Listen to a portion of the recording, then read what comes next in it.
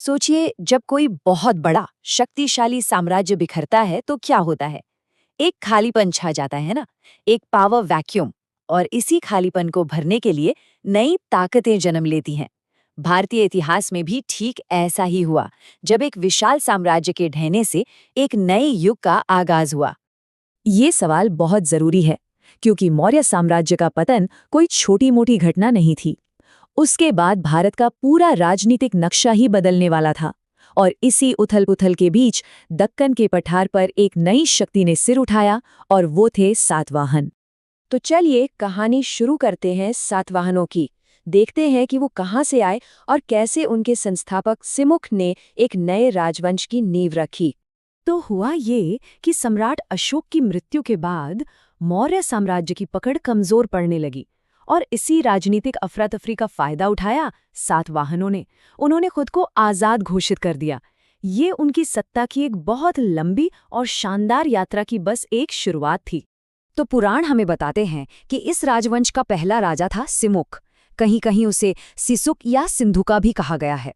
और उसकी महत्वाकांक्षा देखिए, उसने सीधे कण्व वंश के आखिरी राजा को हराया और मगध पर अपना शासन जमा लिया। मतलब जहां से मौर्य राज करते थे, वहां अब एक नई शक्ति आ गई थी। अब सिमुक की कहानी में ना एक गजब का ट्विस्ट है। उसके राज के दो बिल्कुल अलग अलग चेहरे थे। शुरू शुरू में तो वो एक बहुत अच्छा धार्मिक राजा था, जिसने कई जैन और बौद्ध मंदिर बनवाए। लेकिन पता नहीं क्या हुआ, अपने शासन के आखिरी दिनों में वो बहुत ज्यादा जालिम और भ्रष्ट हो गया। इतना कि आखिरकार उसे गद्दी से हटाकर मार दिया गया। सिमुक के बाद कहानी आगे बढ़ती है। अब मंच पर आते हैं इस राजवंश के तीसरे शासक, सातकर्णी प्रथम, जिनके दौर में साम्राज्य का पहली बार जबरदस्त विस्तार हुआ। सातकर्णी प्रथम एक बहुत ही स्मार्ट शासक था। उसने अपनी ताकत बढ़ाने के लिए सिर्फ तलवार का ही सहारा नहीं लिया। उसने एक बहुत शक्तिशाली महारथी सरदार की बेटी नागिनिका से शादी की। ये सिर्फ एक शादी नहीं थी, ये एक ऐसा जबरदस्त राजनीतिक गठबंधन था जिसने दक्कन में सातवाहनों की ताकत को मानो रातों रात डबल कर दिया। और इसी नई ताकत के दम पर उसने महाराष्ट्र से लेकर कर्नाटक तक अपना साम्राज्य फैला दिया। इसी वजह से शिलालेखों में उसे एक शानदार टाइटल मिला, दक्षिणापथपति। इसका सीधा सा मतलब है दक्षिण के रास्ते का मालिक। अब वो दक्कन का बेताज बादशाह बन चुका था। पर असली पावर प्ले तो अभी बाकी था। उसने अपनी शाही ताकत का ऐलान करने के लिए अश्वमेध यज्ञ किया। और सुनिए, एक बार नहीं बल्कि दो दो बार। ये उस जमाने में बहुत बड़ी बात होती थी। ये इस बात का सबूत था कि वो उत्तर भारत के ताकतवर शुंग राजाओं से किसी भी मामले में कम नहीं था। लेकिन जैसा कि होता है, हर साम्राज्य का अच्छा वक्त हमेशा नहीं रहता। सातवाहनों की शक्ति भी कमजोर पड़ने लगी, जब तक कि एक हीरो की एंट्री नहीं हुई।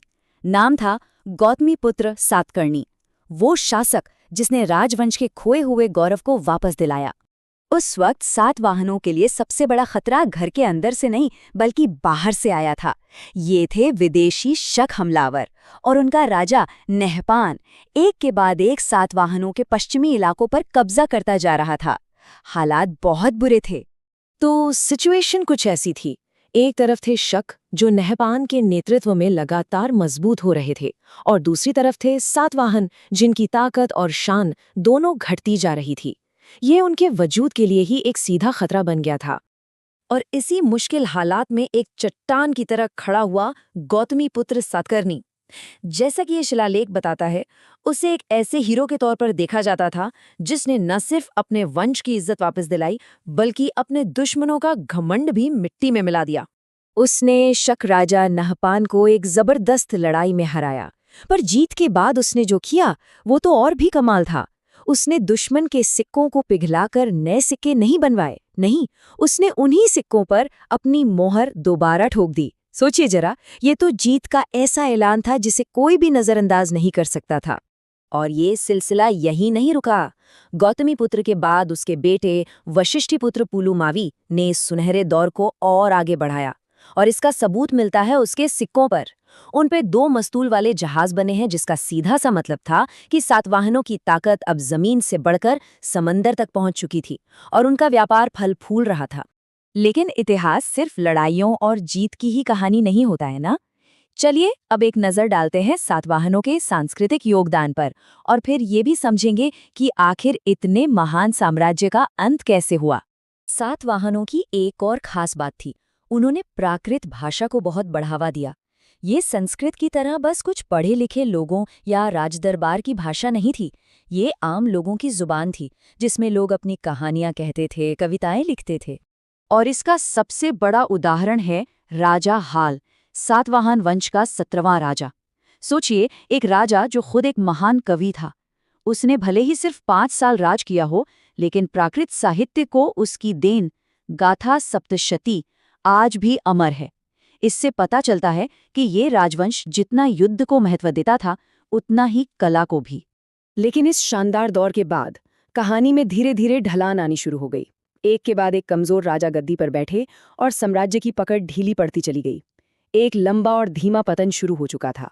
तो आखिर में सवाल ये उठता है कि सातवाहन राजवंश ने अपने पीछे क्या छोड़ा। चलिए उनकी विरासत को थोड़ा और करीब से समझते हैं। सबसे पहले तो जरा इस नंबर पर गौर कीजिए, 450 साल। ये कोई मजाक नहीं है। इतने लंबे समय तक दक्कन के इतने बड़े इलाके को स्टेबिलिटी देना, स्थिरता देना, अपने आप में एक हैरान कर देने वाली कामयाबी है। उन्होंने सिर्फ राज नहीं किया, उन्होंने मौर्यों के बाद बिखरते हुए मध्य और दक्षिण भारत को एक साथ जोड़े रखा। उन्होंने उत्तर और दक्षिण के बीच एक पुल का काम किया, दक्कन को विदेशी हमलावरों से बचाया और प्राकृत जैसी आम लोगों की भाषा को बढ़ावा दिया। भले ही इतिहास की किताबों में उनका जिक्र कम होता हो, लेकिन उनका योगदान बहुत बड़ा और स्थायी है। और ये हमें आखिरी सवाल पर लाकर छोड़ देता है, एक राजवंश जो लगभग 5 सदियों तक चला, जिसने विदेशी ताकतों को हराया और कला को सींचा, उसकी कहानी आज भी क्यों मायने रखती है? क्या ये हमें क्षेत्रीय पहचान, सांस्कृतिक गौरव और मुश्किल समय में टिके रहने के बारे में कुछ जरूरी सबक नहीं सिखाती?